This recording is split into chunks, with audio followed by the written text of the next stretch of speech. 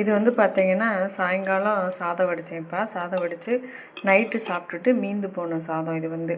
நான் சாதம் வந்து பார்த்திங்கன்னா, தனியாக ஒரு பாத்திரத்தில் தான் வடிப்பேன். அந்த வடித்த தண்ணி தான் இது வந்து. இப்போ நான் நைட்டு மீந்து போனதுனால, இப்போ இதில் இருக்கிற சாதத்தை வந்து இந்த பாத்திரத்தில் வந்து மாற்றி கொஞ்சம் உப்பு போட்டு மூடி வச்சுருவேன். காலையில் பார்த்திங்கன்னா, இதுதான் எனக்கு பழைய சாதம். நிறைய பேர் பார்த்திங்கன்னா, இந்த தண்ணியை கீழே கொட்டிட்டு பச்சை தண்ணி ஊற்றி வச்சுறாங்க. ஆனால் அப்படி வைக்காதீங்க.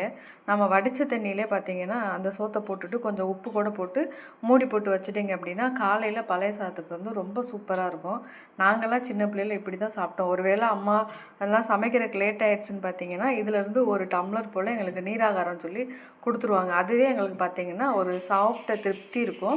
அந்த அளவுக்கு இது பார்த்திங்கன்னா ரொம்ப இதோட பலன்கள்லாம் அதிகமாக இருக்கும். அதனால் யாருமே பார்த்திங்கன்னா சாதம் வடித்த தண்ணியை வந்து வேஸ்ட் பண்ணிடாதீங்க.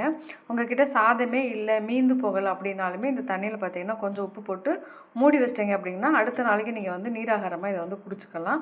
உடம்புக்கு ரொம்ப நல்லது. இல்லை பார்த்திங்கன்னா நான் சாதத்தை வந்து வச்சுட்டேன்.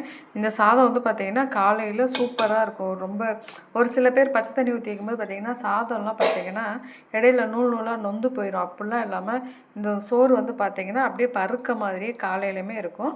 இது மாதிரி நீங்கள் ட்ரை பண்ணுங்கள்.